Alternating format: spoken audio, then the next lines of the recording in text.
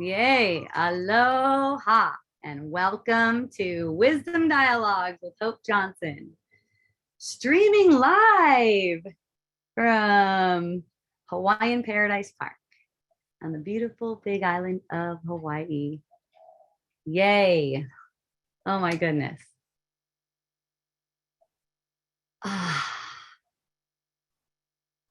Yeah. You know what, you guys? Everything is funny. You know why? Because we made it in seriousness. That's what makes everything funny, because that was a moment when we forgot to laugh. We took everything seriously and forgot to laugh. That was the moment. And then this is just echoing over and over again of this instant of forgetting to laugh. You know, we got the idea that it was possible to be separate and didn't laugh at that. And then we got the sense that we were separate, and then we didn't laugh at that again. And we kept on not laughing. And then what happens? People take things really, really serious and use logic for the wrong, in the wrong way, you can say. It's like using logic in the wrong way. It's like using logic to get what you don't want. That's the systems of the world. That's the systems we have in place right now in the world. And you can see that play out right now. Because as long as there's an idea that something is threatening, or you have an enemy or something to defend yourself against, the perception is going to bring back evidence that that's true. Someone called it confirmation bias. I'm like, that is a good name for it, right? Like it's like your bias toward a certain thing. Like, to give you for instance, one of my friends was saying, I know that viruses are contagious. I've seen evidence of it 1,000 times or something. Someone comes over to someone's house and they're sick, and then the next thing you know, they're sick. And I'm like, well, yeah, there's always going to be something to justify confusion. There's going to be something that seems to justify fear. Like, fear is something that is worthy of you. But really, you choose. You choose in each moment whether or not it's going to be reality to you. Like when they say on the news, hey, there's this big virus, it's going to kill 1 million people and stuff like that. Whether you're going to take that as your reality or not is a choice. That's all. It's just a choice. And that doesn't mean you have to look away from it, of course. So, look, if you look on it and it gives you a trigger, great.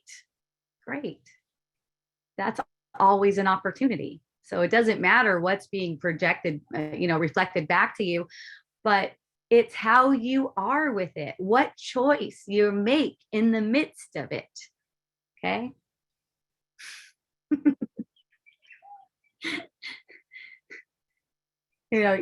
Someone also relayed a story to me about, I didn't even hear the story before today, but about when the whole AIDS thing was going on, right? And everyone was trying to protect themselves against AIDS. So I guess there were all these prostitutes somewhere, and they were totally having unprotected sex with all the AIDS patient. And like, none of them showed up with HIV. None of them turned up with HIV. Okay. I mean, it's like, you can have evidence of whatever you want. You can buy into it or not. Like if you're getting word about AIDS epidemic going around, and you're just not like, you're just like, that's funny. Like, I want to know about it. That's fun. Tell me about. Go ahead. Tell me about it. It's great. Because I know it's not real. I know it isn't any real threat. Okay. It's real to the mind that believes in threats as if they're true. Yes, it's very real to that person. It seems very real. And unless they're open for transformation or healing or something like that, many times they're going to get really defensive if you tell them that it's an effect of their own mind. It's like, okay, this is really what everyone needs to know. to make all the right moves in the game and reveal what's really here. This is really what everyone needs to know. But it's hidden. And the reason it's hidden, it's not like there's bad people in the world hiding it, although that's the story that's playing out, right? That's the story that's playing. Again, look on it, notice it. So, but really, what's making all the illusions is that we're hiding it from ourselves because we're defensive to find out that anything we perceive actually is projected from our own mind. In fact, we can't get a perception of something we weren't looking for. And we look for it through the lens of what we choose to make real. I'm not going to say choose to believe because it's not like that. You know, some people choose to believe that they're not going to get COVID or something like that, but they think it's real. They make it real. So there's no real escape in that. You know, it's like if there's a real threat, then you need real defensiveness, and defensiveness is exactly what brings about sickness, disease, accident, you name it. That's really what brings that kind of stuff about. That's what you're looking for if you're trying to protect yourself. See? Or like COVID won't get me because I take all this vitamin C, for instance, right? It's like, no, the only thing that has any power is your own mind. The only thing that has any power is your own mind. For me, I don't mind if I get symptoms and they look like COVID. It doesn't matter to me. You know, it's like, it's not impressive. It's not going to make me say, oh, okay, well, then it's real since I'm perceiving it as if it's real. Okay, look, the whole world, your body and the whole world that you perceive is an interpretation of a sense perception. The body is not one bit real. The world is not one bit real. It's a sensory perception. So what value, someone might say, what value does that have for me when I got to go to work and shit like that? It's this. Your reacting to it is exactly what props it up as a reality. So you have dominion over your reactions. You either react to your own reactions or embrace them, you could say. That's the same as the choice between love and fear, choice between truth and illusion. Yes, Lori, you were looking for a scammer. I'm so glad you brought that up. Because when I saw your name, I immediately thought of that. It was so funny. And I was like, I wonder if Lori wants to talk about that. Yes, Lori, you were looking for a scammer. So the way you would look for a scammer is holding on to any belief that makes anything in the world threatening. There's fears, there's hidden fears. So we manufacture these images to bring it up, to bring up the reaction. You saw the reaction, and in this case, you got hooked by the reaction. That's good. That's good. Because look, you're always coming back. You notice that? Notice you're always coming back. I mean, you go get hooked by a reaction and go down a Lori Sucks train for a while. But that's just funny. You're always coming back. You know, oh, the way my parents used to put it, and my group when I was like a Christian missionary as a kid. Well, I wasn't like one. I was pretty much a Christian missionary.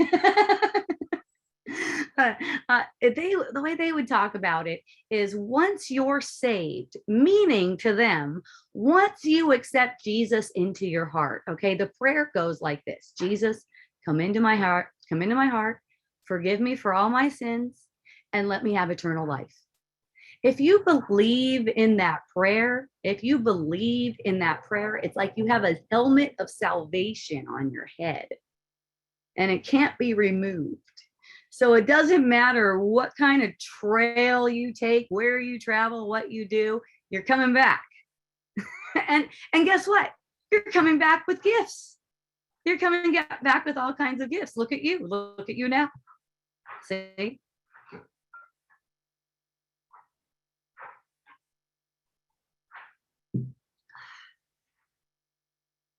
That's why, like if you get the perception that you're getting a symptom, like say you just get like a stuffy nose or a little headache feeling or something like that.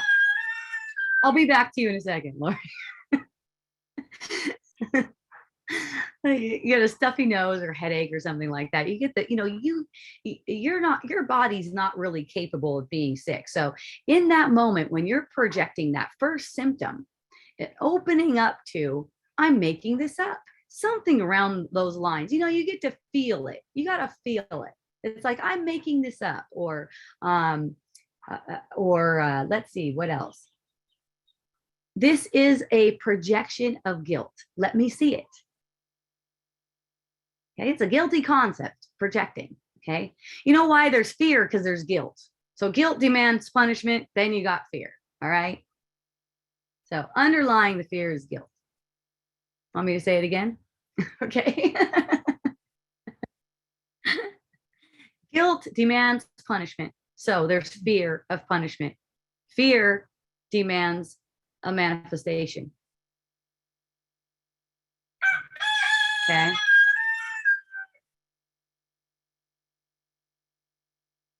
So don't be afraid. That's all it is. Don't be afraid. And how do you not be afraid? You sense you sense the fear and you bring it to reason. What's really reasonable here? This is a sensory, emotional, reacting to sensory perceptions journey.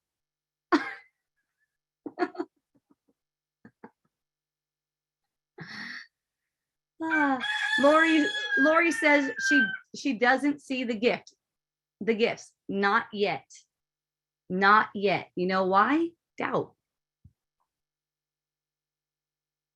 There's not yet gratitude for the experience. There's not real gratitude for the experience. Doubt. Listening to the ego. Okay? You're not laughing at the thoughts.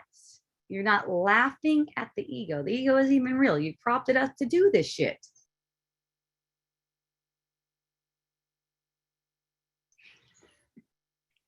You told it to go out and make perceptions that'll keep you in delusion, keep you in confusion about yourself, about who you are.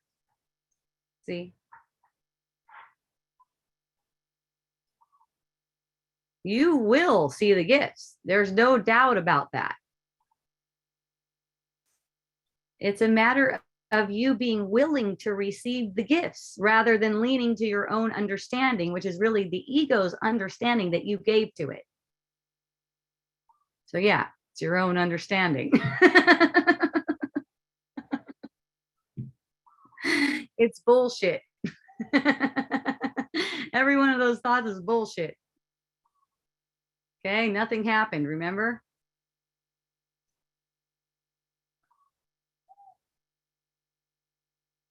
That's real reason. That's really reasonable that nothing happened. For the fact that everything you perceive is a dream. Or you could say it's dream-like if that feels better to you. Hallucinogenic journey. How about that? You're hallucinating. That means nothing happened. So making it as if something happened is, of course, going to be a burden for you, isn't it?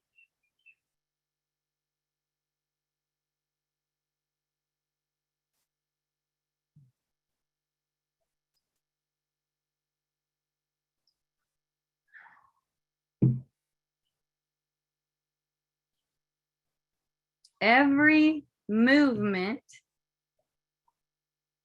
to protect yourself, every movement to get acceptance, approval is a movement towards death. And, you know, sickness is like a warm up for that.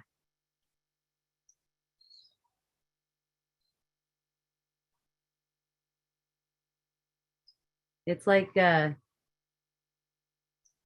try to prove something. So when you get the perception of sickness, don't make it real. You don't have to make it real. It's just trying to prove something to you. It's the same thing as being scammed. It's trying to show you something that's not true. Buy into it. No, there's the mea culpas on both sides. Oh, I thought COVID wasn't real. Then I got really sick with it. And then there's like, gosh, I thought this thing was really serious. And then it was like, no big deal. Right? I saw one from a guy, I don't know, it's like something someone shares, I'm like, oh my goodness, he talked about a mea culpa. You know, I saw this post of this guy that he said he's the first one to report that you can't get blood clots from the vaccine. And then he comes back and he says, I'm sorry, I was wrong. You can't really get blood clots from the vaccines, as it seems, apparently. But you can project fear, and that makes things seem to have a certain effect. Not a vaccine, an injection, whatever. Gosh. I'm just playing with you. If you want to call it an injection, it's cool. I hear you. I know what you mean.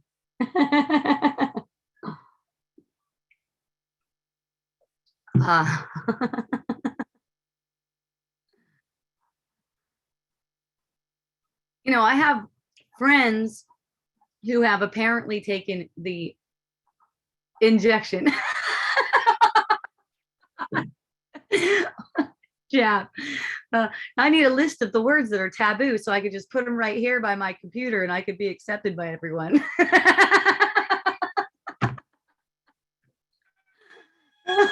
Isn't that so fun? The rooster likes it. What was I even saying? Oh my gosh. The vaccine. Oh yeah. Okay, so I have some friends who they definitely call it a vaccine. Took it in wherever they took it. And they got, I'm pretty sure the boosters and everything like that, you know. And after that, then they're able to hug and kiss again a bunch more. Like if I just come up and like kiss me right on the lip, a wet one, like I get a little saliva off of it. So, you know, they're done with that whole ridiculous fear thing. And apparently for them, it took that kind of manifestation to get the effect, which is totally useful.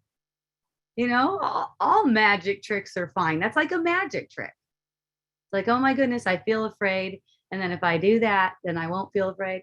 Okay, cool. Let's do that. You know, it's not a problem or anything like that.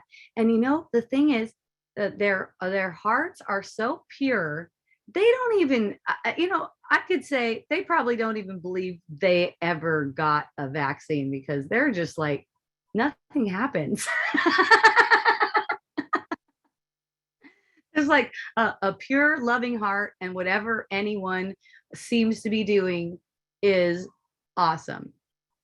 You know, that's not the way that's not the way most of society is reacting to the propaganda, to the situation as it's made to be. That's not the way most of society is reacting. Whether they take a jab or not, whether they take that or not, the majority of the people are under a spell. And it's a spell that has to do with controlling the reactions.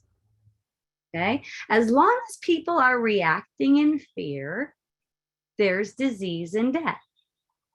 As long as the machine, propaganda, establishment, system, whatever you want to call it, is able to control the majority of emotional reactions, they essentially control the mind. That's the objective. That's the objective. Okay. The thing is, just one of us who can see through it is more powerful than all of it. And as more and more of us see, it just falls away. It just becomes irrelevant.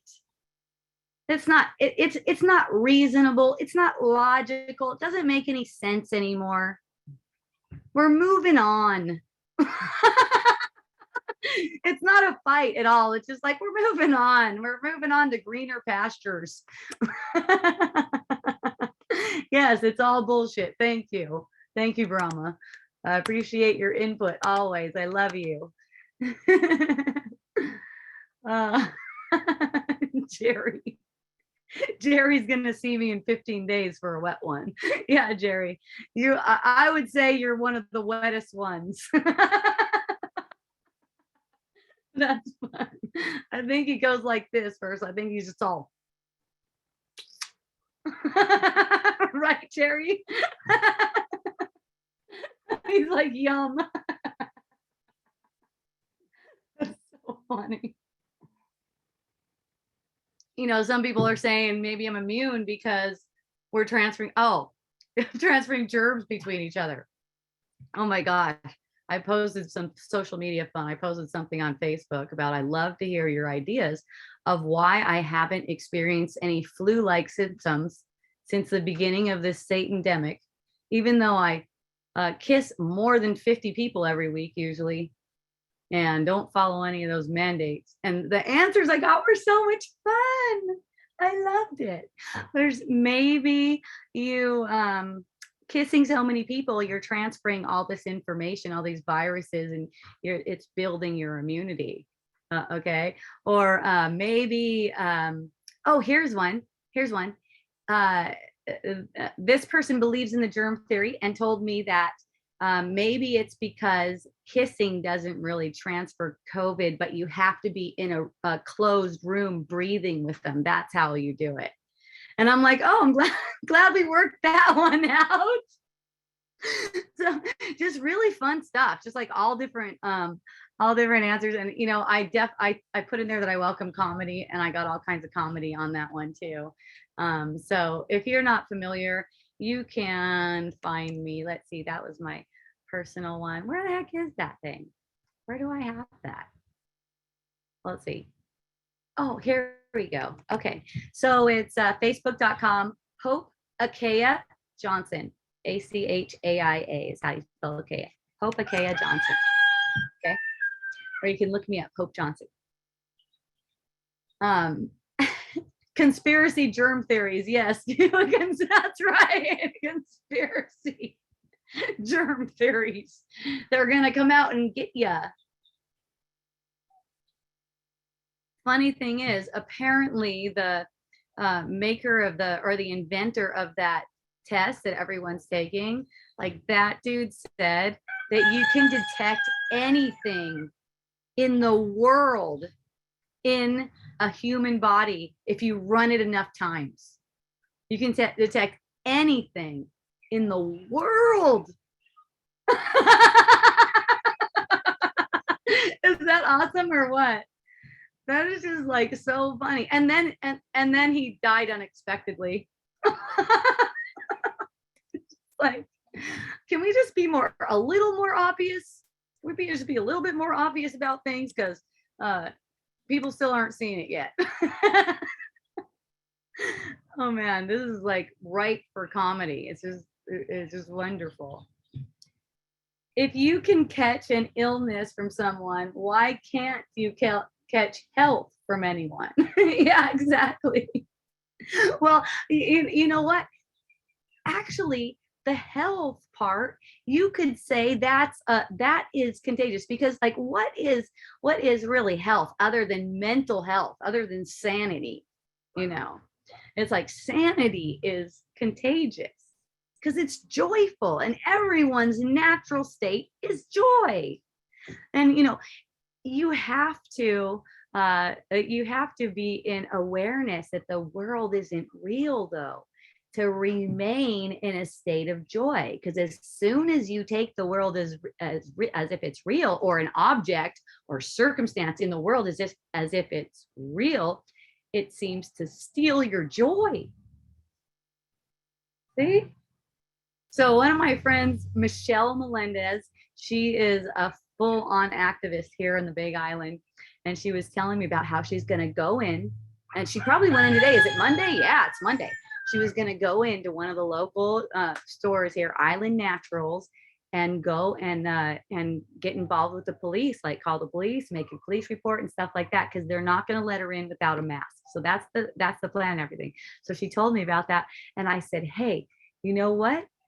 Make sure you wear a smile the whole time, because you're only talking to friends. It doesn't matter whatever it is that you're guided toward, you're only talking to friends. We are all on the same team. We're just pretending when we're making up, hey, you're doing something I don't want you to do. You're discriminating. You're not letting unmasked people into your stores and stuff like that. Fine. If that needs to be played out, no worries. These kinds of things will be played out. That's just how it goes. And some are appointed to play it out. How do you know if they're appointed? They're playing it out. That's their appointment. She has an appointment at Island Naturals with maybe a group of people or something like that. And everything can be done in play, because we are playful. We are naturally playful. The only thing that got us to be not playful is taking things seriously. Like, oh no, what if this happens? That, oh no, what if this happens bullshit? That is meant to prevent you from getting the feeling effect. It's meant to make you defensive and try to protect yourself against something that's impending. What's coming up that seems like it's so hard? What do you predict that's coming?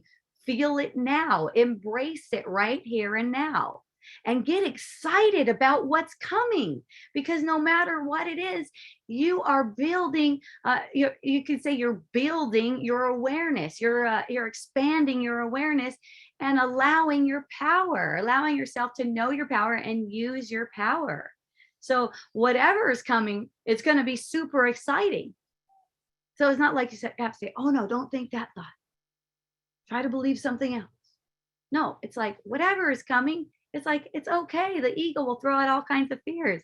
I think it was Glenn. Glenn, you're in luck? I'm pretty sure you are. You're in luck on Facebook. That guy's got the same personality as you. Anyways, he said something about, he or she said something about, oh, now you've done it because I said what I said. I said what I said on Facebook about, hey, man, I haven't even seen any kind of flu-like symptoms. Had any, like your karma. Now your karma's coming, and that's the thing. That's what's funny. It's like as if, oh no, I don't want any of that. It's like, man, if I need to have a perception of symptoms, welcome. The thing is, at very first perception, at sniffle, at headache, at whatever, I'm not resisting it. I'm not resisting that. It's kind of like, what's up? What am I holding against myself? What do I need to see? And you know what? Insights come and symptoms fade. Okay, they come and they go. We're always on the verge of sickness. We're always on the verge of taking something for true. And then we take sickness for true. Oh God, I'm going down. Oh no, I've got the COVID. You're like looking up symptoms. Does pink eye mean I got COVID? Oh my gosh. Early on, I just happened to see something that said one of the symptoms of COVID is actually pink eye. I don't know how much, it might have been the next day or half hour later or something. All of a sudden, I feel like I'm getting pink eye. And I'm like, I just laughed so much. I just laughed so much. There was no more pink eye. There was like a symptom of pink eye and pink eye gone. It wasn't a thing. Okay. And then, oh, here's another one. When I was 11 years old and living in Atascadero, that's Central California, I had a girlfriend and we went cruising around in the woods. And she told me, that's poison oak. I go, poison oak? And I went to touch it and she said, no, no, it'll do this to you. And I just did not believe in a poisonous plant. That just didn't make no logical sense to me whatsoever. So I picked up the poison oak. I was laughing my ass off. I'm like, no way that's true. I'm 11 years old, you know, I don't know anything. So I'm rubbing it all over myself, rubbing it all over myself. Next day, my friend goes, I've got poison oak. It's all over me because of you. Because I rubbed it all over myself and then I touched her. I'm like, how did that happen? Oh my God, I'm sorry. I don't have any poison oak. She was so sure that it was poisonous. And I was so sure that it wasn't. I was like, wow. Okay, interesting.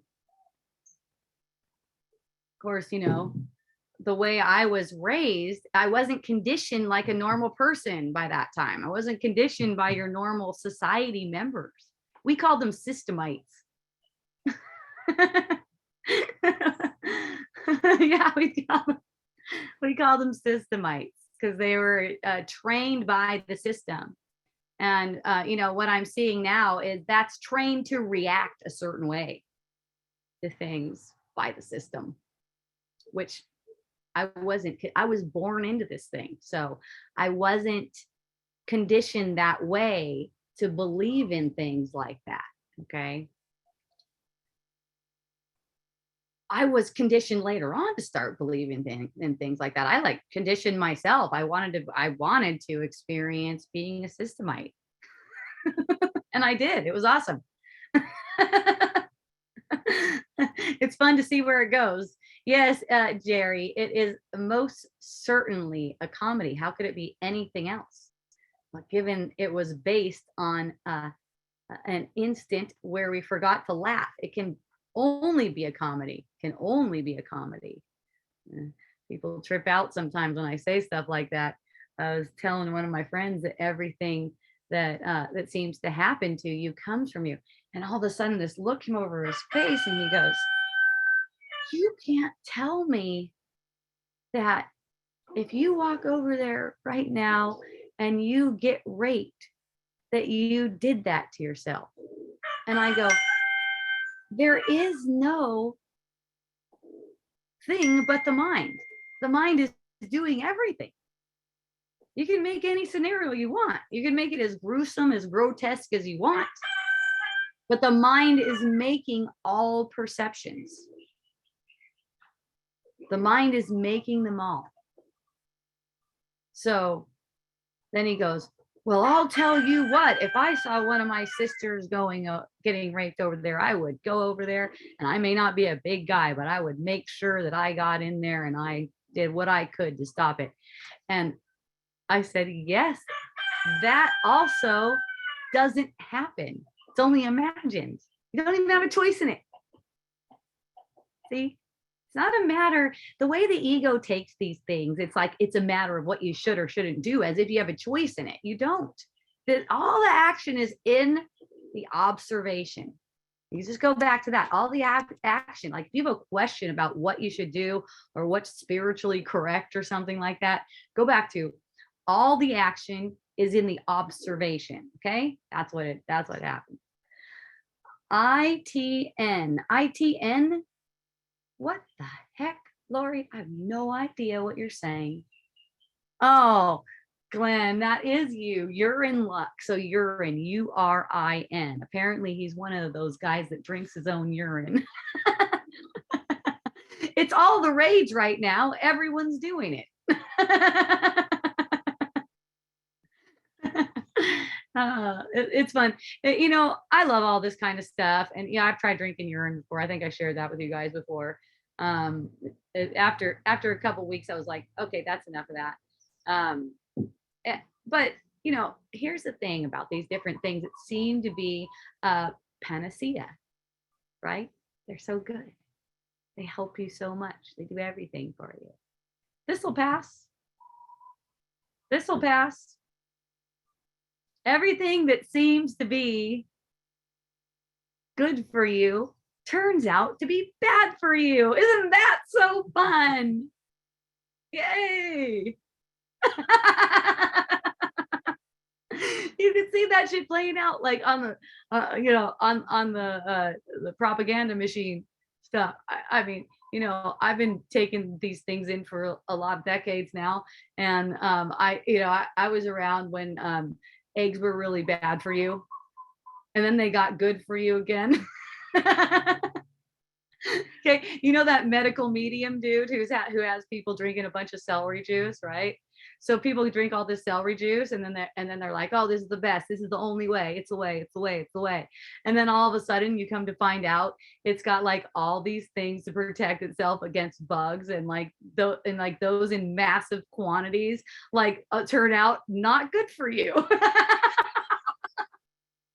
Isn't that so good? It turns out, oh, don't eat any cholesterol. Don't eat any cholesterol. Don't eat any fat. I was in that one. I was in that time where, you know, you don't eat any fat. I would like totally, you know, I could get like down on stuff like that, where it's like, okay, oh, don't eat any fat. Okay. And I'll be calculating it, and I'll keep it under like 5 or 10 grams a day of fat. And then it turns out that's bad for you in some way. You know, it's like it just goes back and forth, back and forth, back and forth we go. So it's like, here's what's good for you. Whatever appeals to you. If it doesn't appeal to you, it's not good for you. How about that? Laughter is an orgasm triggered by the intercourse of, what the heck is that word? Do I have something on my screen? Oh, it was my cursor. Intercourse of reason and unreason. I'm Bob, watching with Chitta. Yeah, that sounds more like a Bob comment. Thank you for clarifying. Laughter is an orgasm triggered by the intercourse of reason and unreason. What fun. I love it.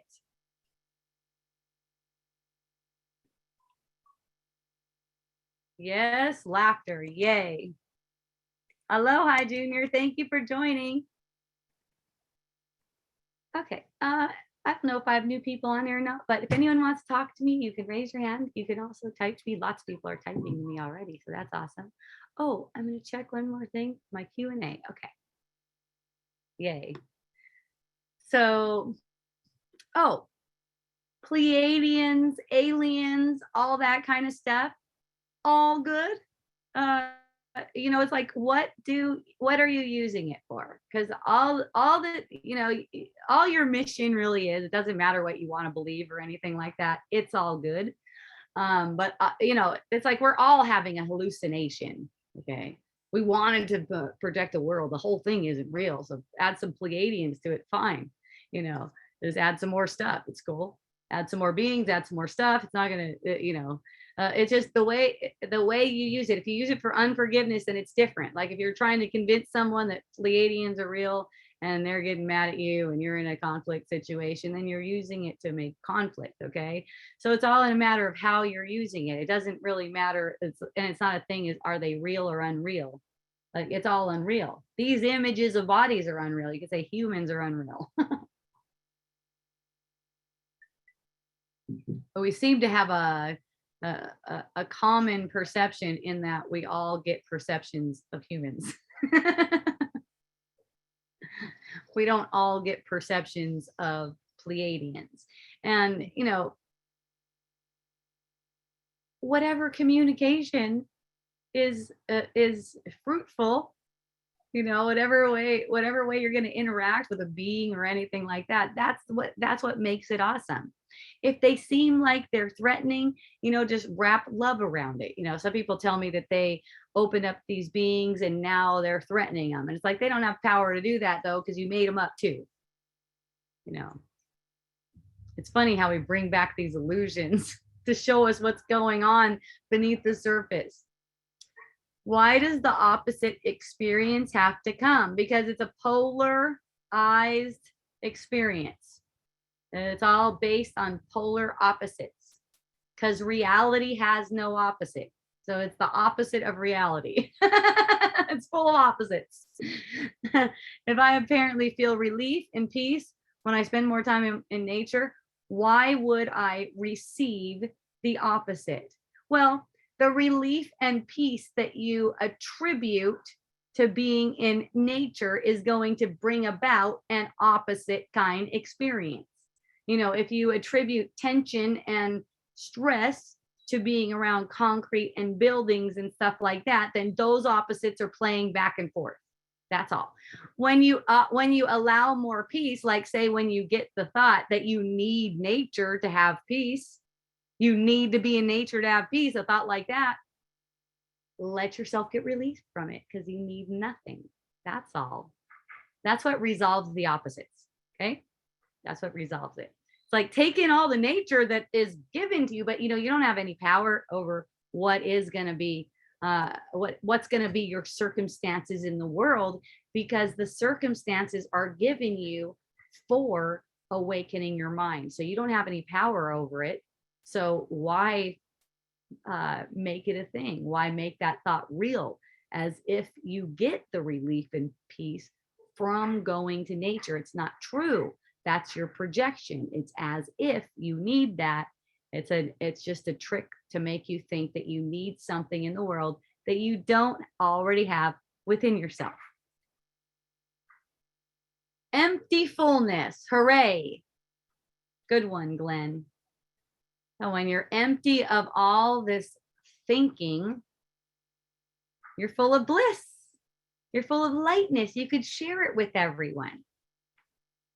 You're not trying to go out and change things, fix things, try to fix people, trying to fix your friends. Be like, well, we can't even communicate if that's the case. Needing to meditate to get this once and for all. Yeah, I told a friend, he said, I need to meditate more to understand what you're saying. And I said, well, you know what? Meditate all you want. It's really simple, though. It really comes down to a choice in the moment. Are you going to accept that as your reality? One of the lessons in A Course in Miracles is I can have peace instead of this. It's like, would you allow that for yourself? Would you allow that? This guilt is what prevents us from allowing peace for ourselves right now, because it's as if something has to happen, or we have to become something more before we can stop being all frantic and restless and looking for something. Such a suffering energy, this looking for something in the world. Like, I just want to get myself organized so I can do this, and I can get this, and I can get this. It's such a suffering energy. And at the same time, I support anyone who wants to do it. Okay, because they need it. That's why they're drawn to it. Can support anyone who wants to do it. They're fine. They're looking for suffering and they're finding it. They're getting what they want. Okay, it's like a friend of mine was telling me, I want to work with my ego, and I'm like, okay.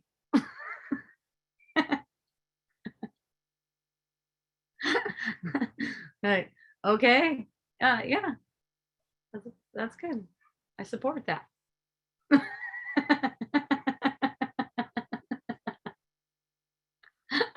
I'm going to train that guy.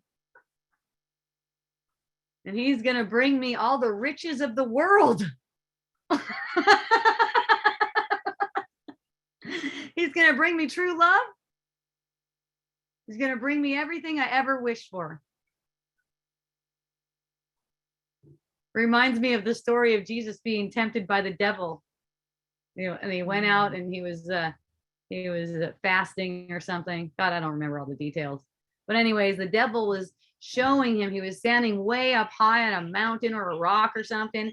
He was showing him all this man-made world and saying, all of this can be yours. All of this can be yours if you just basically buy into the ego story, buy into Satan's story. It's like and it's a wonderful parable because it's like Jesus was powerful in that he could see what's going on. So of course Satan's going to tempt him like that. And that seems to be the story back to the days of Solomon in the Old Testament. When the spirit guide of the ego came to King Solomon, he was very powerful. He could see through the illusion. And he said, I'll give you all of this. And Solomon accepted. That's why torture became part of his repertoire. The ego needs dead bodies. The ego needs fear. The ego needs needs mass confusion to keep its life intact. The ego's got minions. and they've been teaching and learning the same thing thousands of years.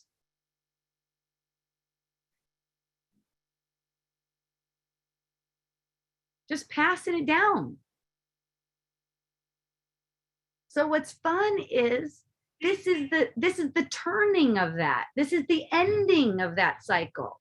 This what's cropping up right now. This is the ending of that cycle. Awareness is being more widespread. Just the fact that you guys are cruising with me on Zoom, we're live on Facebook, we're going over on YouTube, we're posting it to YouTube. People are watching, people are sharing. It's going, not just from this source either. We're all sources. And this knowledge takes place. Logic is going to be used for an entirely different purpose. We're not going to keep on using it to try to figure out how to fix the things we think are wrong. We're going to use it to resolve the guilty self-concept. We're going to use it for demonstrating what's really true to one another. Extending compassion when someone thinks they're guilty, for instance. Even if they seem to have harmed you, for instance. When someone doesn't think they're guilty and they're like, fuck you. And there's an openness. There's an opening. I got one opportunity just like cruising around in my car the other day. It was awesome. I was cruising along and I went in one of those circles, those circles that go around like that. And everyone just has to make a right. Everyone just makes a right in that circle. So I'm going and there's an opening for me. So I take the opening, drive a little bit. And then there's another dude like pulling right in front of me. Like he's going kind of slow because he can see I don't look like I'm stopping. I'm in the circle. So he's going kind of slow, but he wants to get in front of me. And I'm just kind of like, what's up? And he just like busts in front of me. And then he's making a sign to me to slow down, like I'm going too fast. And then I'm like, what the fuck? You don't realize you have the yield, bro, or something like that, whatever it was. And just noticing a reaction. And then noticing on the back of his van, it said, there's a sticker there. It was so sweet. It said, love them anyway on the sticker. It's like perfect for me. I'm just laughing. So he's looking at me in his rear view mirror, totally confused because he doesn't understand the rules of the road. He just thinks I'm some crazy broad that was trying to cut him off. So he's like making signals to me and shaking his head and stuff. And I'm just like cracking up at the whole thing. But that's what I mean, you guys. It's like little things like that. They're all for play. They're like for being ticklish with. if we're being ticklish and playful with. It's just fun. It's just like you just open up to allowing a flow. It's like, oh, and there's my sign right there. It's why it's so playful. There's my sign right there. Love them anyway. It's funny. It occurred to me to follow him and let him know what the rules were. That went away real fast, but it just occurred to me, and I thought that was funny too.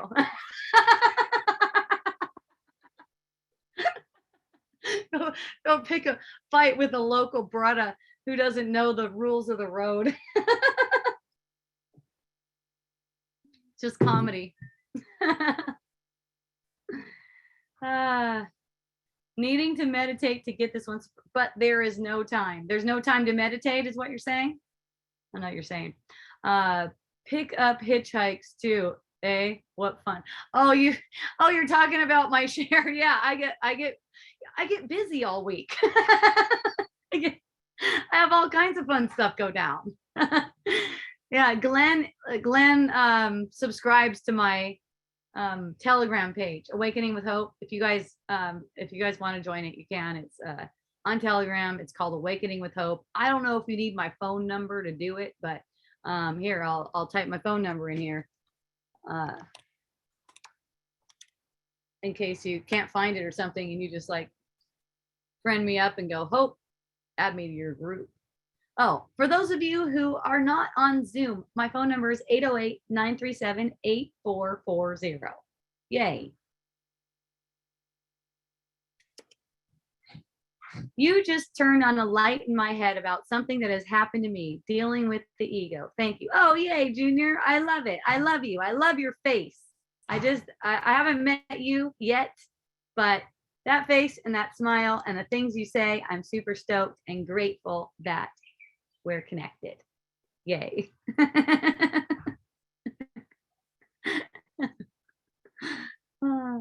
ego is not your friend or your enemy. It's just like whatever you make of it. I like to see it as just silliness, foolishness. Like that saying, wisdom of the world is foolishness with God. Like that saying. It's just silly. It's like, oh, you should be afraid of that. Like that one Glenn about don't pick up hitchhikers if you're a lone woman in a car, right? So I'm cruising. This is the kind of like the story I told on Telegram. It's always different. So I'm cruising in Volcano. I just got done with a cranial sacral session. If you guys haven't had one of those, I highly, highly recommend one. Subtle energy flow, really nice. So I'm cruising Volcano area. It's like 50 minutes from home. There's a dude right on the street. He's dark skin, tattoos, missing front tooth, heck of a character. I only saw him from behind. He was hitchhiking. Immediately I was like, I'm picking this dude up. So I stopped and he goes, oh, thank goodness. And I go, awesome. Where are you going? He's like, HPP. I'm like, oh, me too. And I'm like, that's where I stay, Hawaiian Paradise Park. So he was like, oh my goodness, I feel so blessed today. And I was like, that's awesome. So then he starts telling me stories about how nothing has gone his way. In 2018, the lava took him, right? He had a farm down Poiki Way. He was growing all this stuff. And he always just thought, man, if I just work hard and do the things that I need to do, then everything's going to be awesome. He worked hard. He's farming. Lava takes it.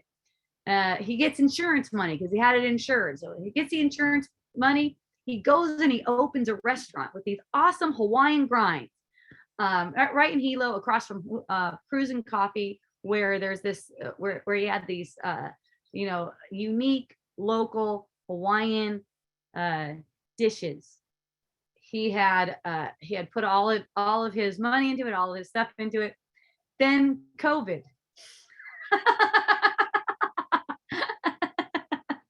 Another lava event. And COVID comes along and he's forced to shut down and then go in limited capacity, right? Now where I'm driving him to HPP is not his home. It's a place where his cars broke down. And normally he would hire a mechanic because he doesn't like to get his hands all greasy and be like a grease monkey. Chicks don't like that. But he doesn't have money. So he's fixing his own car today. So he told me all the story. And it was like kind of like a big sad sob story and stuff like that. And I said, well, everything that seems to happen is a blessing, right? And then he turns to me and he's like smiles so big. He's just smiled so big. So we started having a conversation, and we had a while to talk because I didn't only just take him, I took him all the way down to where he was going, which is down the bottom of HPP. But we had a little while to talk, probably about an hour. And we were just like laughing and basically having wisdom dialogues. And at the end, once I brought him to his place, he goes, you know what? I am so relieved. He said, I thought I wanted to get high. I thought I wanted to get high. I thought I needed to get high, but now I feel totally high. And I'm going to work on my car with the biggest smile on my face. And I told him where I lived, like during our conversation, I told him where I lived. And I told him, look for the purple door. We have a purple door, purple double door. And stop by there if he ever needs any hope. He said, okay, maybe I'll be coming by. It's just so much fun to connect with people. And I don't always find myself like pulling over for every single hitchhiker. It's just that, I'm just following a blissful feeling and I'm watching it unfold. I'm just watching it play out. It's like everything is safe for me. Even if I get the perception, and I've had the perception before that someone wasn't going to attack me. Remember, that's a perception. It doesn't mean it's going to happen. That's a perception. You could actually stand your ground in the truth when it seems like someone's about to do something to you. Like say they're acting real sketchy. They're acting real sketchy. You're going to get a reaction to that right away. They're acting real sketchy. That's where you're relaxing. That's where you're allowing a relaxation because you're getting a reaction. Your reaction needs compassion. That compassion is extended outward. People feel that, okay? It doesn't matter what their evil intent or anything like that. That's why I'm not scared of the government either. It's silly. It doesn't matter what their evil intent is. And yes, there's an evil intent. Don't try to pretend like there's not. Hide my eyes. Everything is good. Everything is good. Everything is good. No, it's not like that. Okay. Look on it. It's not like it's going to hurt you because it's not real. Okay. It's not real. What makes it an evil intent? It may have good intentions. It may actually have good intentions on the surface, right? People don't know. People don't realize. It's ignorance. And if you can look on the ignorance, then you can look past the ignorance. Easy. There's nothing that you need to be afraid of. Ah, yay. So yeah, that confirmation bias thing, I love that.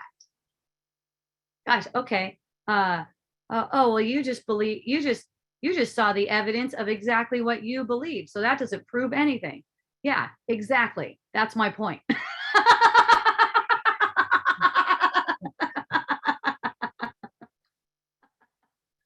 That's got to be one of the answers. That is so darn fun. I just love that. I've been cracking up all day, you guys. God.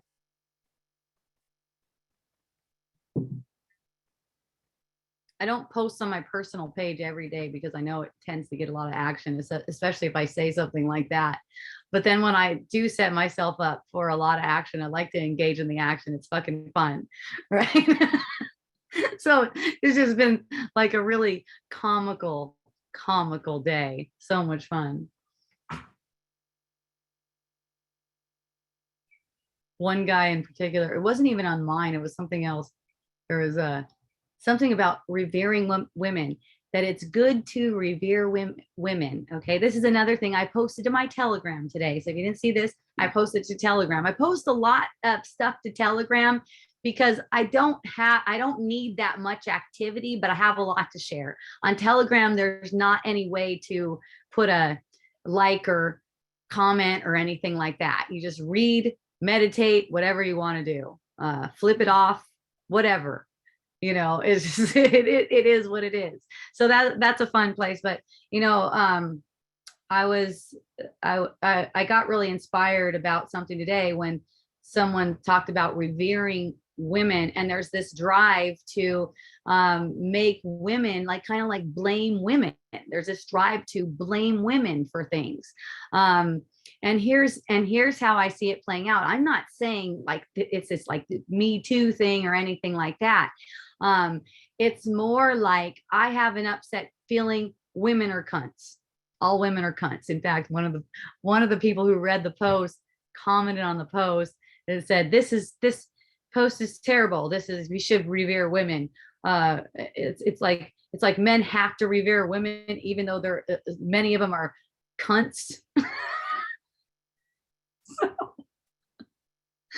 So I see that. I go something like, man, what value is it to you to make women into cunts? I'm like thinking, is that how you get pussy? Is that working out for you? You're making them up that way. Anyways, he starts calling me all kinds of names and stuff. And I'm just laughing. I'm just having so much fun with it. He just wants to call me a bunch of names. And I'm like, oh yeah, okay. You're right. You're right. You're innocent and you're right. So whatever it is that you want to make true about anyone, you're right. It's like, thanks for showing me how you do it. Thanks for showing me how you make them into cunts. This is fucking awesome. I love it. That's how we do it. Like, I say this about you, and that makes you who you are. I say this about you, so that makes, because I'm saying it about you, that's who you are. Isn't that funny? Isn't that hilarious? Oh yeah, she's a cunt. I said it. It must be true about her. It's not true. It's true for you. It's true for you. And here's the thing I saw today too that was revealed to me. Man, it has been a conditioning of men to despise at least one woman in their lives. And that brings on all kinds of turmoil. If you have just one, really, it's just one person. Okay, really, it's just one person. It doesn't matter. Man, woman, child, dog, whatever. If you have just one that you think hurt you, ruined you, was a bitch to you, whatever. You can say they're a bitch to you. No, they were a bitch to me. I made them into a bitch. Be honest. Wow, that person, I totally did not see them clearly because I made them into a raving lunatic. I had to be not seeing them clearly. It's like when you know that everything you make out comes from you, you can have some compassion for the people that you're making out like that. It's all just for fun. It's all just pointing. It's pointers.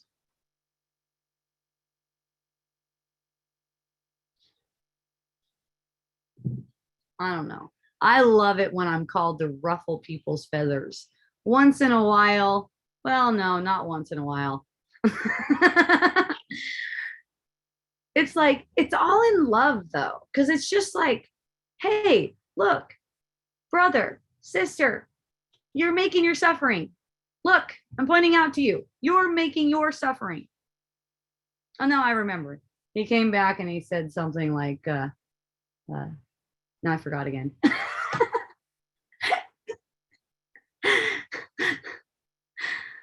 Ah. Oh, she's innocent. That's what it is. Oh, she's innocent, and I'm supposed to protect her innocence. I'm supposed to protect her innocence. And I said, it's your shared innocence. It's your shared innocence. That's just defensiveness against knowing your own innocence. That's just defensiveness against that. Whenever we make someone out to be something, we're talking about ourselves. If you say they're a bitch, they're this, they're crazy, they're insane, they are not insane. You can say that's insanity.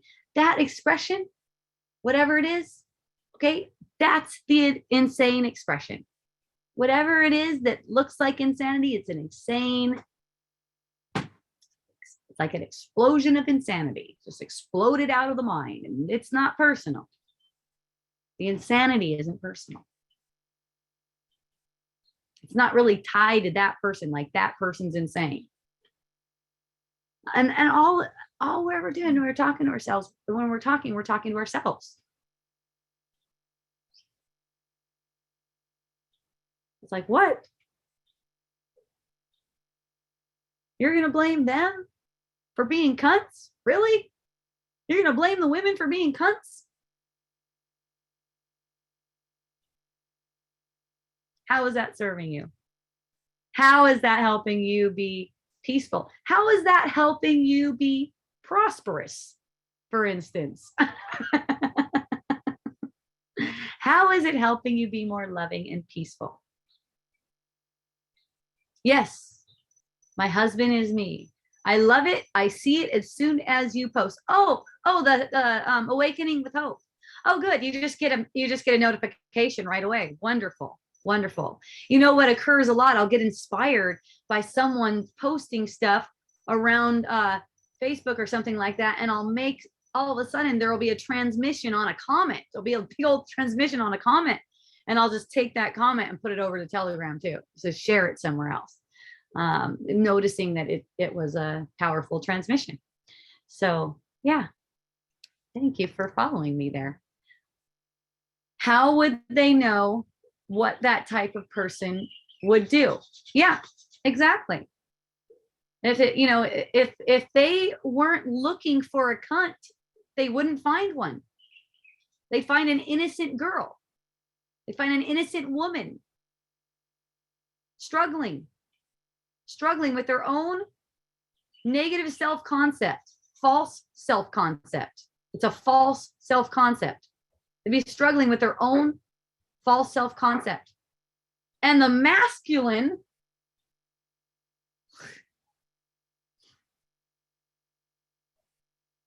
would just help them look past that, wouldn't they?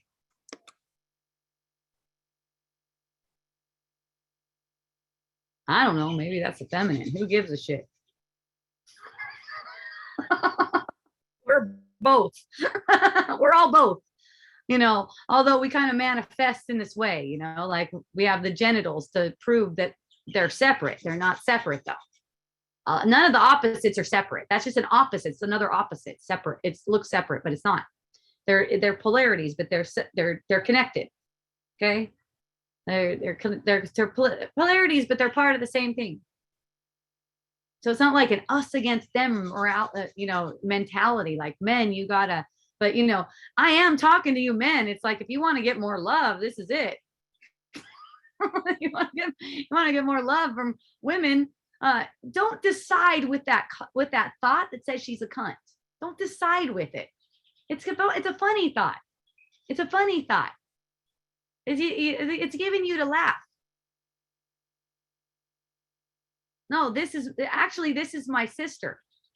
Actually, this is my sister, and this is my father's daughter, in whom he is well pleased.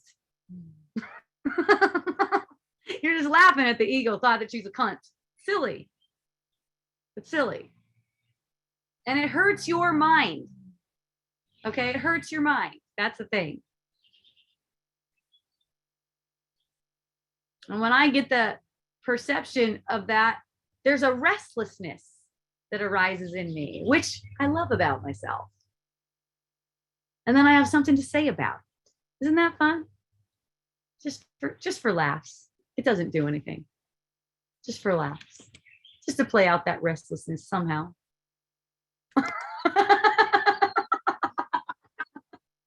It's all me talking to me. Yes, your husband is you. Your husband disappointed in you? I'm curious about that. Does he give the impression that he's disappointed in you? Because that would be really fun to play with if that's the case. Oh, someone's got their hand up too. This is fun. I'm getting some action. Natalie. Hey, Hope. Aloha, beautiful. Oh my gosh. Thank you for joining. Aloha. Okay. I normally watch on my big computer, but I'm on my phone. So hopefully you can hear okay. Oh, I can hear great. You're doing awesome. Okay. So the reason I raised my hand is I had something go on this week and it kind of relates to what you were just talking about. So I figured, all right, might as well share this because it kind of goes along. So how the scenario was, I was listening to a wisdom dialogue from whatever, a couple months ago or something. And you guys were talking about how stuff, you can get these places of clarity and then things will happen around you. And they're like these hooks, it's like the ego trying to like, especially when you're like, it almost seems like it happens when you're at your high point. Like, oh my God, that's right. So clear. And then boom, the hook, right? So one of those freaking happened this week and it was so funny. I couldn't even believe it. So I of course get really triggered by news stories where women are being violently treated, or so men that think that women are cunts and raping them, right? That's a good one. Yeah, so that for sure is a hook, right? And so I know my tendency in the past would be to try to ignore the news story as much as I don't intentionally watch the news, but if a news story does happen to come to me, I'll be like, oh, there must be something in this that I actually need to hear and heal. So I'll listen to it and then I'll do and then I'm usually feel like shit for weeks because then I'm trying to work out the story and apply Course in Miracles principles to it. But it usually brings me down, So that's great. Yeah. So anyway, so this week, I Google something about a turmeric tincture. Yeah. And Yahoo fucking takes over my search engine and keeps popping up repeatedly the story of some woman was raped and then paraded. And all I saw was the headline and I was like, nope, I'm not going to go there. I'm just going to what Hope was saying is just this is a hook. It's just trying to hook me. And I'm like, there's nothing that I need to learn or heal from this. This is just a hook. It's like a temptation. So I was like, delete, and every fucking time I tried to search turmeric tincture, this fucking story kept popping up. And this has never, ever happened on my phone. So I was just like, oh my God. And it was so tempting to click on it and read the details, but I didn't. I'm like, nope. Yeah. So I don't know. I just wanted to share that in hopes that might mean something to other people. Yeah, whatever you got, whatever perception you got out of that was perfect. You didn't have a choice really in whether you clicked on it or not. I know I kept going back and forth. I'm like, but I ended up sort of doing something different, just based on I'm like,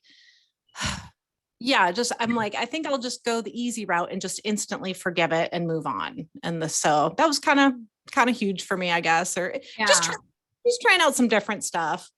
Oh yeah. It's all so fun. Yeah. It's all so fun. And when you get the perception of indecision, where you're like, you sense that there's this hook.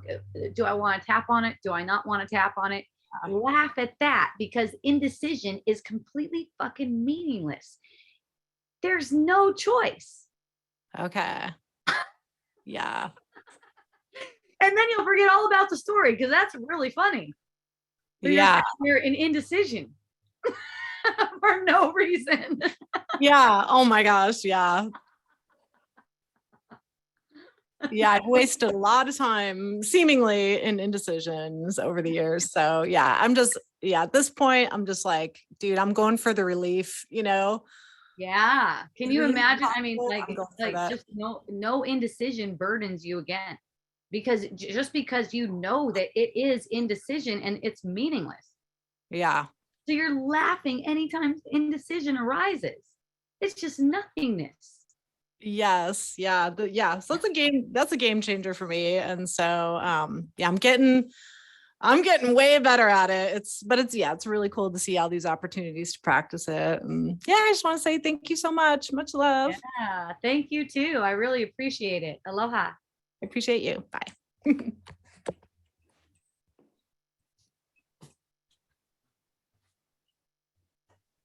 Okay. No. Okay, there we go. Always on. What is this? Always at the high. Oh yeah. So we're talking about getting hooked at the high and then the low. So it's like this. For one, it's like this. Okay. There's a Bible verse on that. Pride cometh before a fall. A lot of the times we don't notice when we're being prideful because we are thinking that, because things have been so easy for us in the perception, like we're making our perception the way it is, that nothing can come and get us and hook us or anything like that. Big thing about humility is you're always at the ready. You're at the ready. It's like you're ready because it's coming. You're perceiving a body. You're going to get some reactions. It's not like I'm beyond that. No, it's like, and you know what? You could get a hook so hard.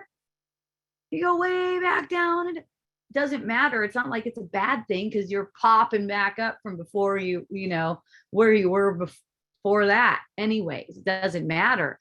But you can be pulled down and you need to be watchful so that you don't have to go so deep because it's choice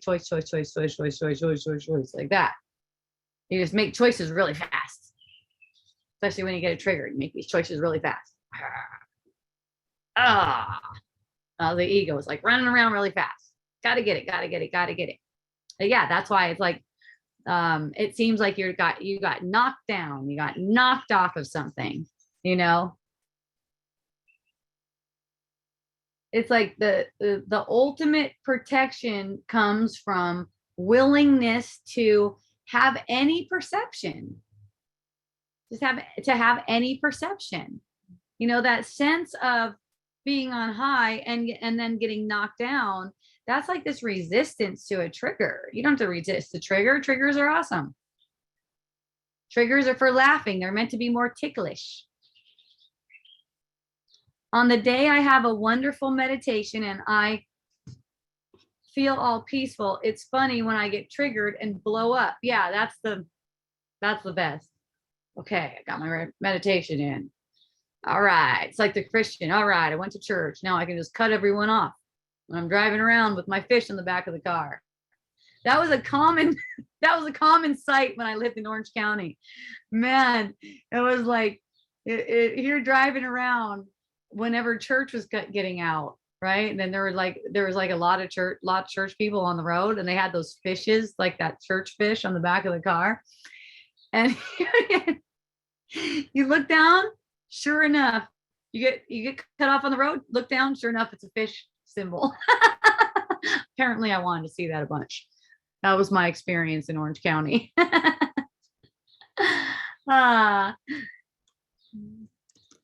Looking for, okay.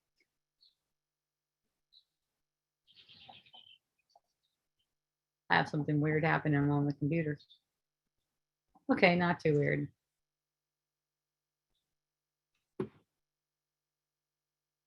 Pride cometh before a fall. So a lot of the times we get prideful. And no, I'll notice my mind start to go that way. Yeah, I'll be cruising around and people will be like, hey, this is what's making me suffer. I'm like, oh, it's this. This is what's making me suffer. Oh, it's this. It's this.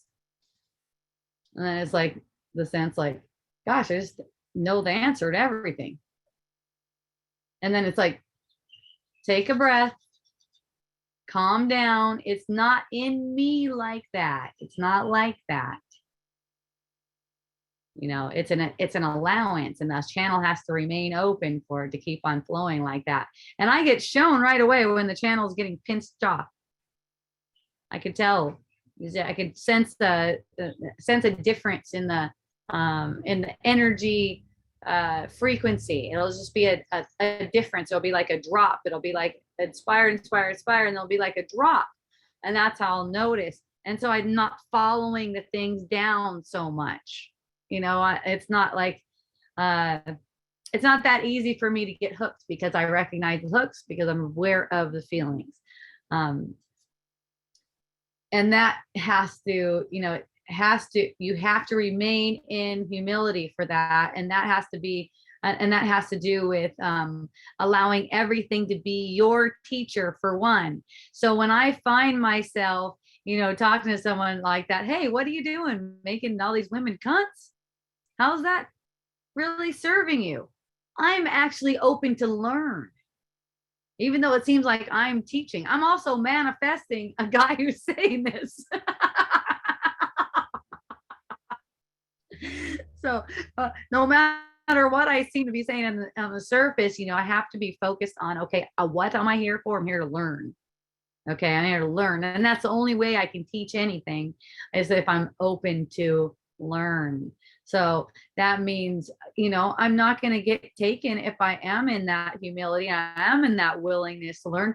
I'm not going to be taken by a feeling. So when someone says something to me, oh, what do you call me? Psychotic. That was awesome. Oh, well, you're psychotic or something like that. And then notice a feeling reaction. And to me at this point, that's kind of ticklish. It's like, ooh, thank you. Ooh. But notice a feeling reaction, and then notice that it is a feeling reaction. It's perceiving something as a threat. It's not as it seems. It is not as it seems. It's for play. It's totally for play. And then, it's like, wow, I was like, wow, that's good. Thank you. I see how you do it.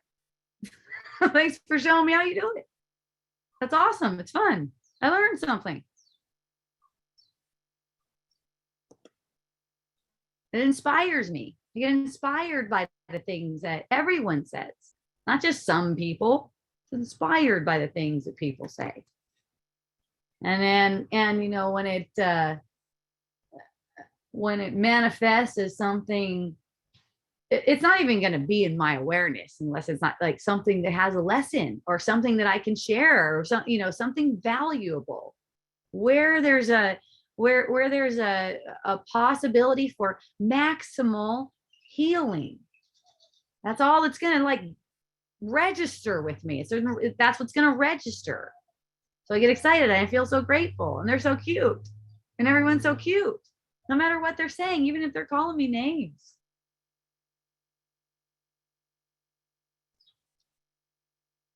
People can use me if they want. It's not like I'm going to be staying there in their freaking presence. Probably not. I don't have a choice in that. But from what I've seen, it's not like I'm going to be hanging around and keep on and keep on and keep on. But it's kind of fun to just dip in and see what they got and see how they operate and dip back out. Oh, thanks. Oh, that's how it is in that kind of world. All right, awesome. So here's what's going on in the dynamic, you guys. So we got this guy who believes the evaluation he made. So he believes that there are women who are cunts, and then they have their counterpart, and that's women who will react to that. Okay, women, and they have some kind of wound too that they need to play out on another, on another frequency that also aligns. They align together. So that's all that's going on, and all these that kind of abusive relationships.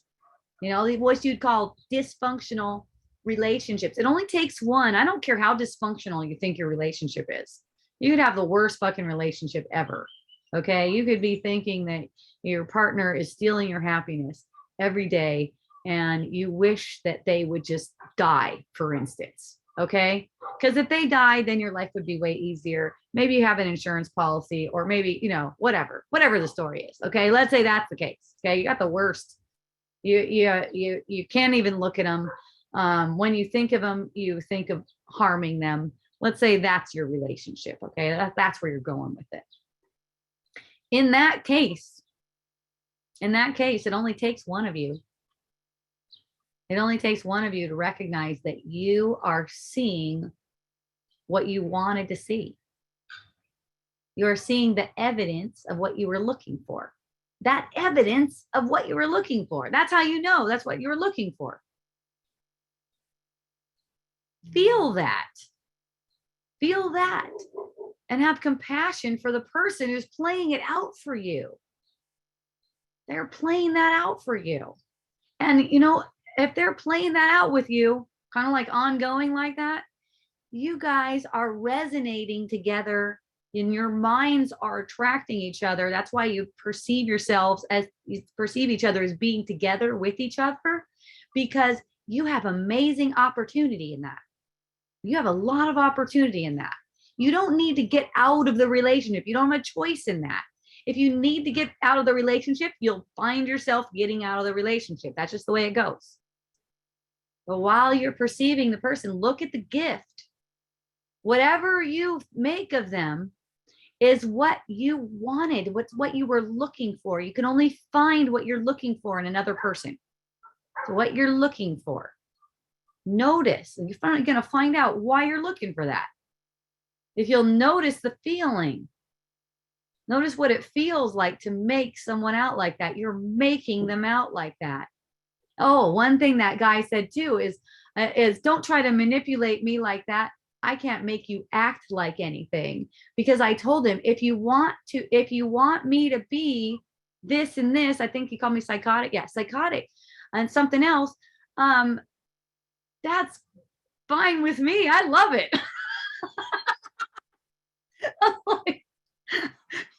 That's just comical to me. And he goes, don't try to, it was totally not understanding anything I said. It was so cute. It was so, so cute. Don't try to manipulate me like that. I can't make you act like anything. It's as if the way I'm acting means that I'm definitely psychotic. I can't make you act that way. You see, that's the common belief though, because I see you acting like that, therefore you are this. No, because I think I see you acting like that, you're showing me what I was looking for. That's the truth. Because I get a perception of you acting like that, and then I interpret it as this. That makes you that. Oh, that's your interpretation. That's your interpretation of me saying you're projecting your own cunts into your world. It's your interpretation.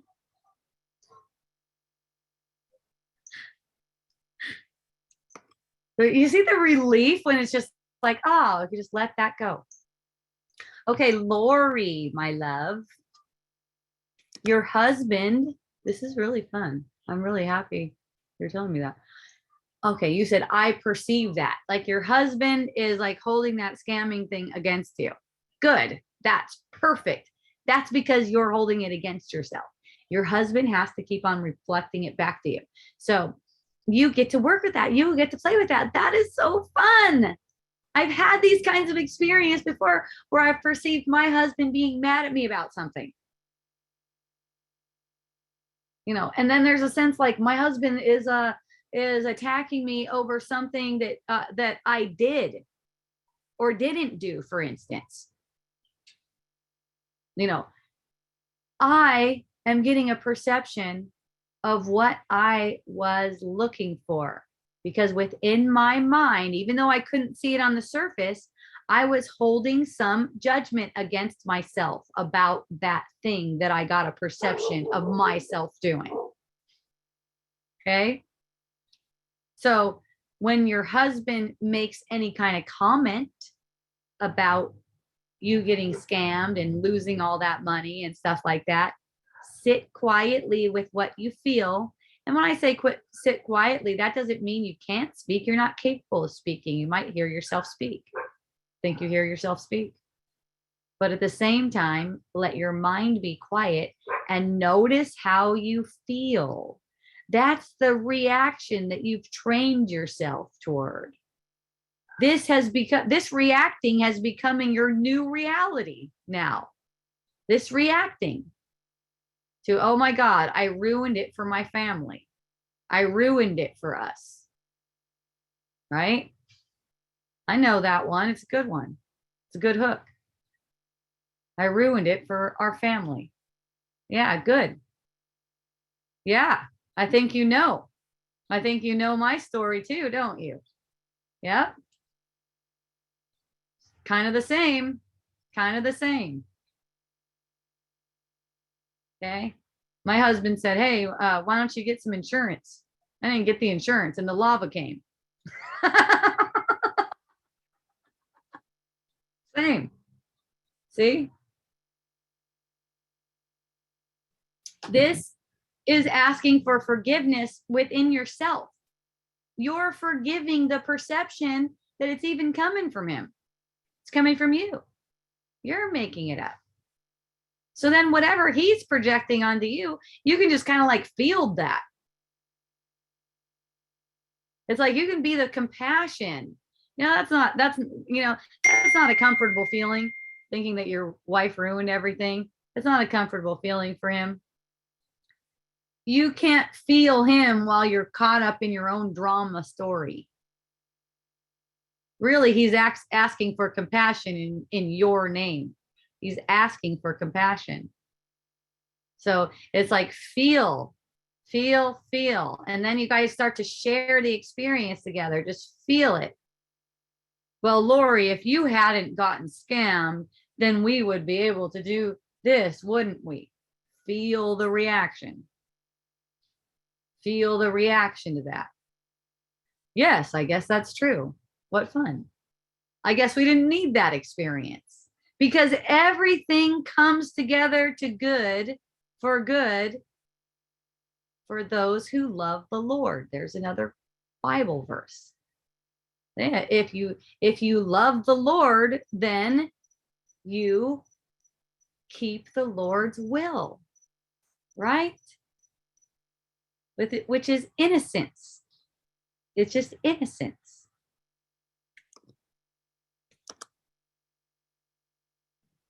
So then everything's good for you because you know what it's for. One day, Lori, you're going to be like, oh my God, I am so glad I got scammed. I can't believe I was so scared about that. That was an amazing transfer. That was a catalyst for an amazing transformation for me. And here's the thing, Lori, either it's going to be a catalyst for an amazing transformation, or it's going to be a pain in the ass, but it will be a catalyst for an amazing transformation. You decide when.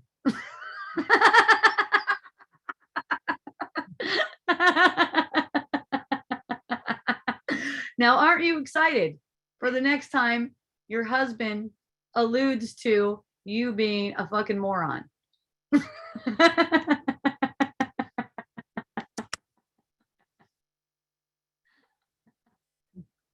You're saying what about something? I don't know what it is.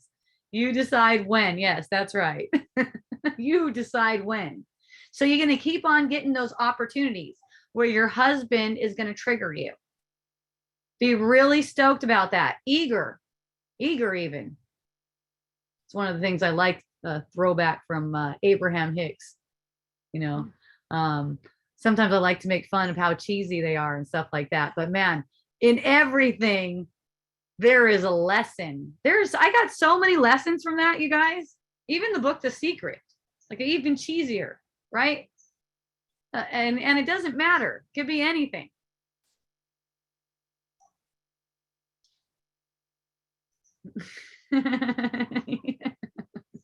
Yeah, people like that. People like to know that they decide when. It's like, oh, just keep on meditating and one day it'll dawn on you. No, you decide. You say. You're the one who says, oh God, maybe I'll be better and I'll be worthy and then my husband will look at me with loving eyes again. No, that's not going to happen. Shit out of luck on that one. And I'm glad. I'm glad. I'm really glad for you. Aloha, Kai. Thank you for joining. I'm really glad that it's going to keep on coming back and keep on being a thorn in your side because this is big for you. See? This is big for you. Remember, I told you lots of stories, Lori. You were with me since the beginning of Wisdom Dialogues online. Okay? I told you lots of stories. You had a lot of, and you can go back and listen to them again if you want to. You know, I told you lots of stories about how, you know, this, you could say hidden guilt is coming out through other people, and especially people who are your family members. They're going to be projecting your hidden guilt. It's up to you to be willing to play with it. It's going to keep on coming back again until you can laugh at it. You laughing at it. That's all. You don't have to get him to see you differently. You know, your perception of how he's looking at you is coming from you.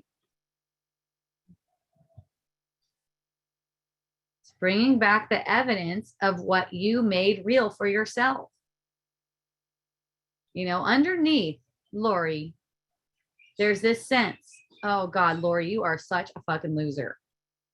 Okay? That's just like, you know, it's just like mind energy. It's not personal.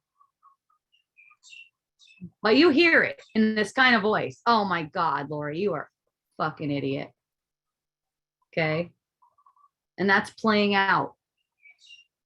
So that one thought right there, it is a comedy. It is hilarious. That has nothing to do with you. It's like you're despicable. Say it like that cartoon character. Despicable.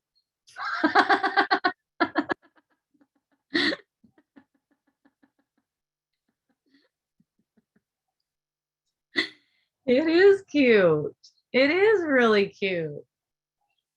Daffy Duck. Okay, thank you, Kai.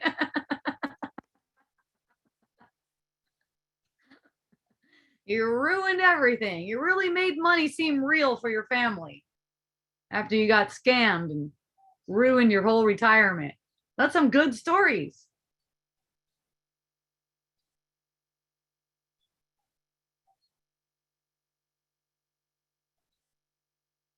Is that a question? I'm not sure.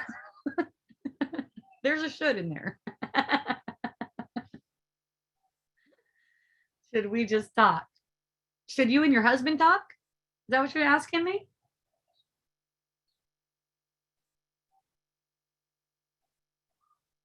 Well, no, you and I on here. We can talk. Love to talk to you. Go ahead, unmute yourself.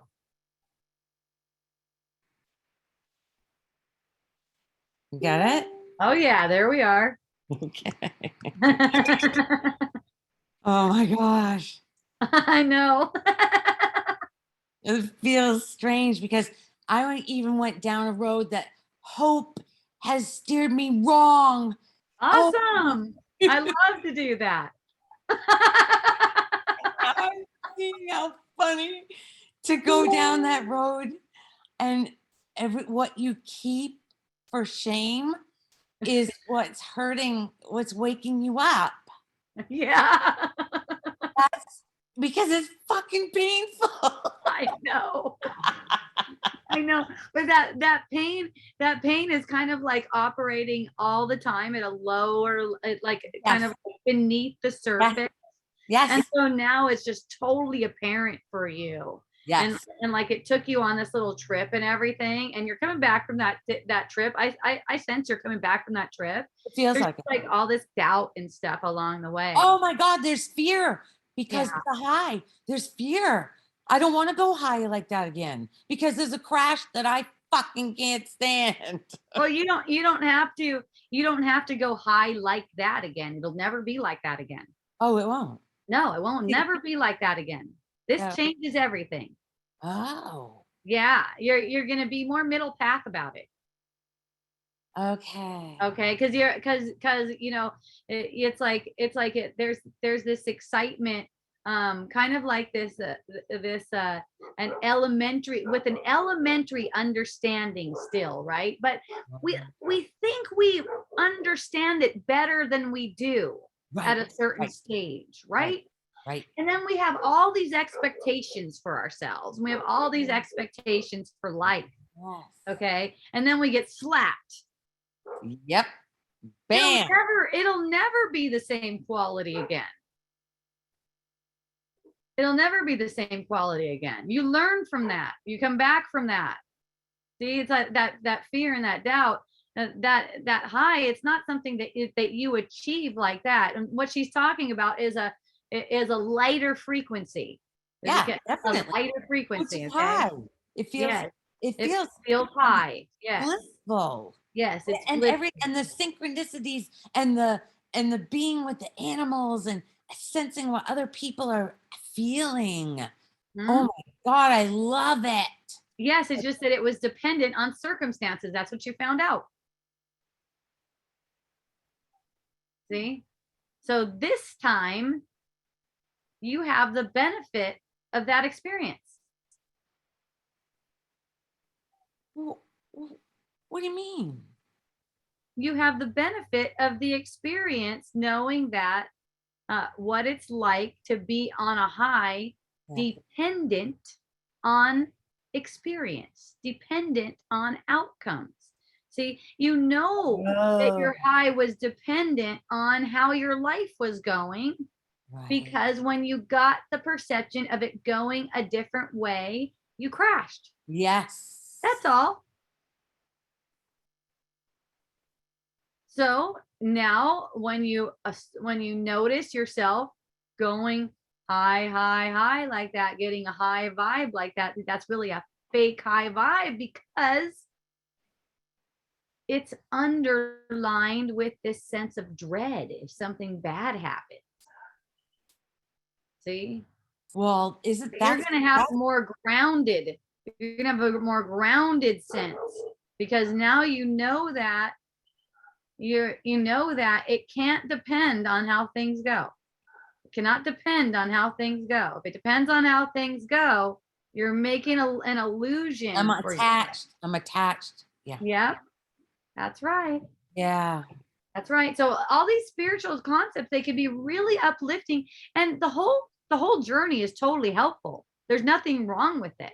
You know, you got to experience that you know that those spiritual concepts. You know, you got to experience a thread of them, like get a sense of how they are, how they feel. It's just that you had this underlying need for things to go a certain way. Yeah. Well, and now that you can see that, it's like, okay, I get this sense that I'm doing real good and all this stuff, but everything also seems to be going real good for me right now. I better be on alert and excited about what's coming, because you can guarantee that as long as you perceive a body, you're going to get hooked. Oh, what? Yes. So yes, when you laugh through the final hook, you don't perceive a body anymore. Okay? You don't get the perception of a body.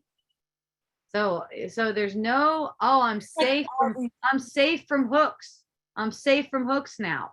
No, you're only safe in the moment because you're observing that whatever you're perceiving is make believe projected by you, even if it's you getting scammed. See, you can be glad. Yeah, wow. Like, wow. oh shit, it looks like, like, oh shit, what if I'm getting scammed? Like, remember when we were having that conversation? I said, Lori, I'm telling you, sounds to me like you're getting scammed. Yeah. And I'm going, and you're going, no, no, no, no, no. And I'm going, okay, here, let's play this game. Let's pretend like you're getting scammed. What does it feel like? That's what we need to know. We need to know. We need to flesh this out right now. Mm. What if you are getting scammed? Are you okay? Are you okay with that right now? That's what we need to, that's what we need to know. And if Yeah. you're not okay with that right now, then that's what we need to observe. And I was not okay with it. We're not okay with it. You were totally defensive when I said, Oh, Lori, I completely. think you're getting scammed. Everybody. But there was a point where I said, they're all going to see. I was Uh-huh. convinced. I Yeah. wouldn't even let in a thought that kind of questioned it. Yep. What See the that? fuck? See how you set yourself up? Oh, You set totally. yourself up hard. See, and Hard. you still have the opportunity because it's still in the field.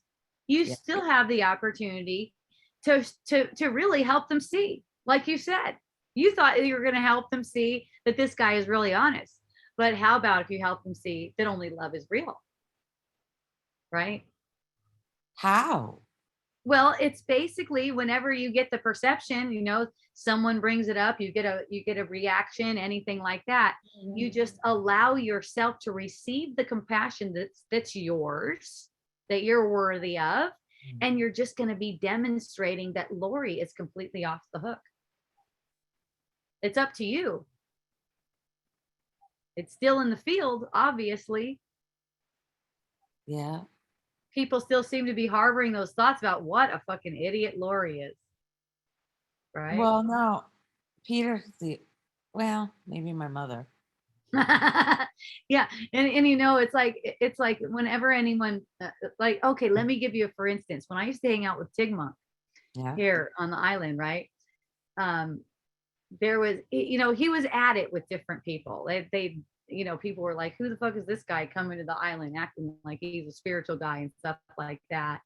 And then people would like be getting on my case because I'm hanging out with him, right?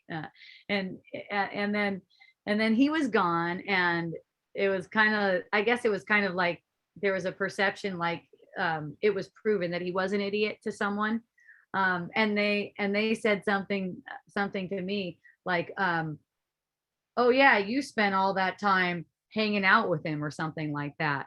And I was like, yeah, that was like one of the best, most amazing experiences I've ever had. I'm so grateful for that. And it just like shifts the energy immediately. It's like, this is a little jab to make me guilty, like I'm hanging out with the wrong person. Look at what an idiot you made of yourself, Hope.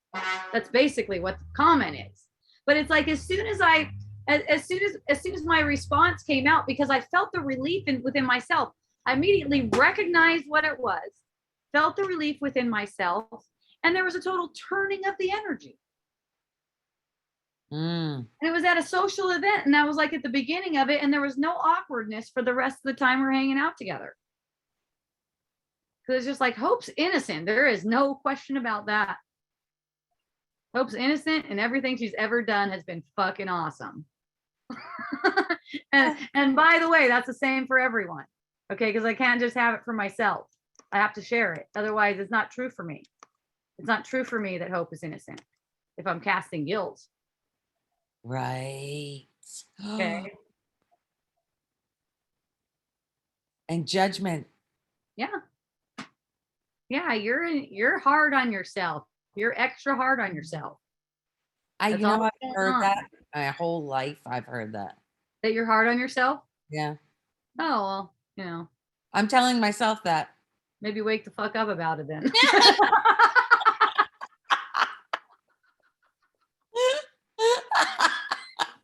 Right? I don't know. How many more times do you want to hear it? Oh my God.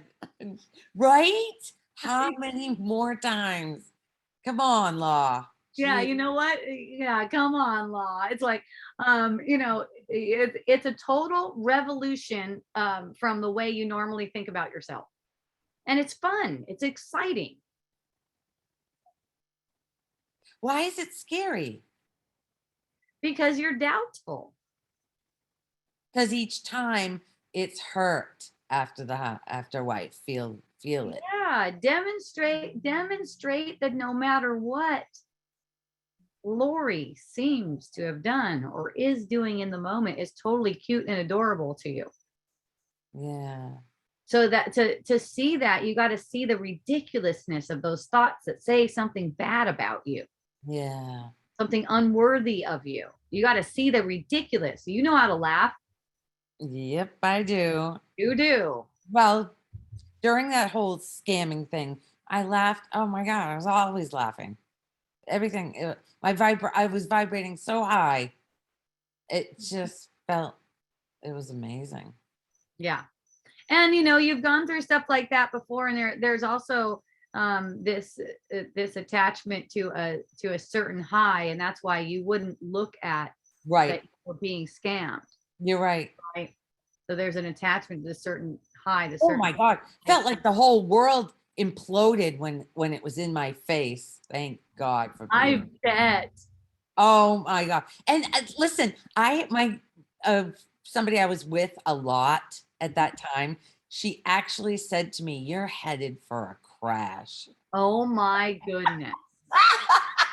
Uh-huh. Oh my God. And right now, she's the one. What the Crashing. fuck, Hope? Is she crashing too? Well, only because her family is drugging her. Okay. Oh my God. Interesting. So freaking funny that is. Jeez. Yeah, that's going on a lot too. Oh my They also, everyone makes it for themselves, just like you made the scamming thing. She makes the drugging thing. Right. See? So it's like, it's always compassion, compassion, compassion. Like when people fall, just be there to offer, not What I if, told you so, of course, just like love and compassion for yeah, everyone. but what if a laugh comes out? Because I'm What? not, what if a laugh comes out because I'm not believing it?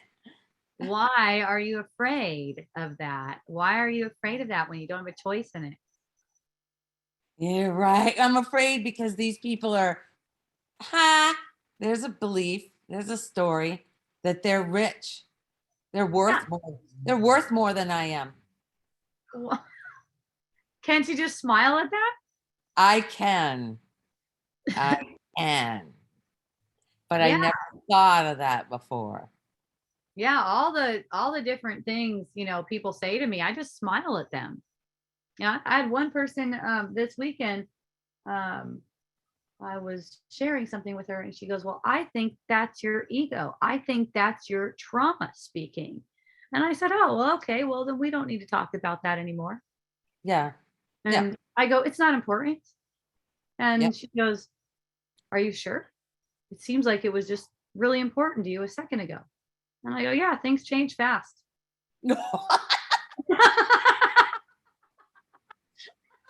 Yeah, well, things change fast.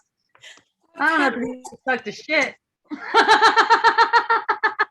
That's so funny. You take the wind out of the ego sails. Because there is no ego. And there's no sails. Right. And see, it's like when someone says, as soon as someone says your ego, I know someone's identified with the ego. Yeah, right. So it's immediately like, that's not a conversation I want to head down with you, battling your ego. But you real. but you projected him to say that.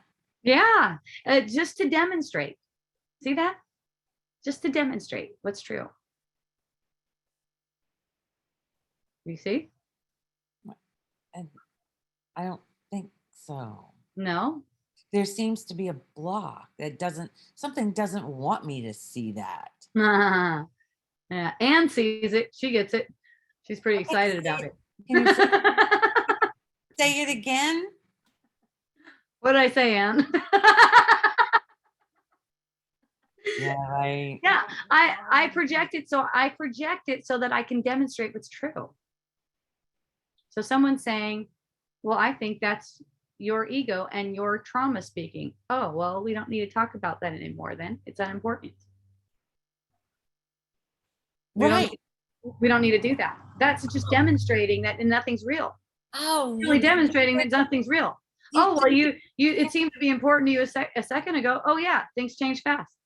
because Well, she's nothing's real, things you. change. She's What? because she's you. Yeah. Yeah. So immediately it's like, oh, good. We don't have to talk about that. How fun. We can just hang out. Yeah. It's demonstrating that only peace is possible. Only peace is possible here. I'm not going down an illusory path with you. That's why that's what I get to demonstrate all the time. That's why I'm really happy when someone wants to take out their ideas about whatever onto me. And so it's good. I like it. I tell my friends and family, oh, sorry for doing whatever to you. And I'm like, no, actually, I'd rather it be me than anyone else because I know it's not true. I can hold you in the space of what you really are instead of making what you said true. Okay, I gotta go because I'm going to spend the night with some girls. Okay, I'll be back next week. And I'm going on Friday. Last Fridays didn't get recorded because my phone, well, it did get recorded. Someone recorded it and then they couldn't transfer it. So it might still come. It's a rich one. I mean, I don't know. I feel like it. I feel like it was a pretty rich one. Like today. They all are. Thank you. Yeah, I feel that too. So we'll see if we get that one. But I am every week on Fridays at Hawaiian Sanctuary, 3 to 5 p.m. There's an hour break afterwards, and then there's this lovely sound bath, and then ecstatic dance if you want to keep on cruising, right? I love you, Yulia. Going to spend the night with some girls tonight. I'm going to hang out with Leah and Molly. I think a lot of my Wisdom Dialogues peeps knows Leah and Molly. I'm going to be hanging out with them tonight, spending the night. We'll see what kind of mischief we get into and maybe have some stories for you coming up. I'm available, you guys. I love you. I'm available. You guys want to send me a message and ask me a question. One of my friends asked me a question and she said, man, as soon as I asked you the question, I started getting downloads. Like before I ever saw the question, I never even got there. I have a message with the question and then a message about getting downloads after they asked the question. I didn't even see the thing yet. Right. So it's like, yeah, if you want to send me, you got a question, something seems to be a burden for you. I love it. Send me a question. My perception has been that I always answer. I don't know. I could have missed some of them. If I don't answer, I probably missed it. Try again. I also offer one-on-ones, as long as you want, really. Usually I can hang out about an hour at a time. It's pretty good. Sometimes I go even longer than that. Some people are really short. Some people are like, okay, Hope, what's the deal with this? 5 minutes, 3 minutes, whatever. They're like, thank you. Okay, bye. That's it. We're good. I take donations. Someone asked me, what do you charge? I don't charge. I don't even have a suggested amount. I don't have anything like that. I take donations if they're offered. They're not expected.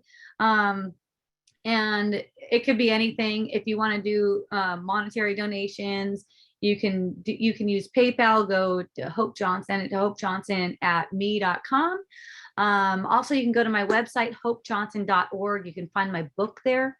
I bring my book with me to when I go on Fridays too. My book's called Unschooling for Parents, and it's good for everyone because we're all basically parents of everything we perceive. We made it all up. There are children, okay? So you just apply it like that. It's a fun, easy read.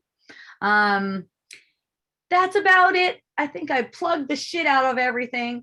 Except Miracle Botanicals, my essential oil company. If you like really, really awesome essential oils, that's where to go. We got the best. We know what's up.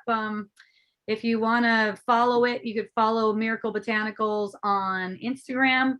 I do videos there twice a week talking about essential oils. You can also follow me personally on Instagram. It's at Awesome Hope Johnson. And I do videos there twice a week as well called Wisdom Bits, just some little bits of wisdom that come up and want to be shared on Instagram. Isn't that so fun? So yay, I'm going and have a beautiful, beautiful week, everyone. Mahalo, aloha, and a hui ho. Yay.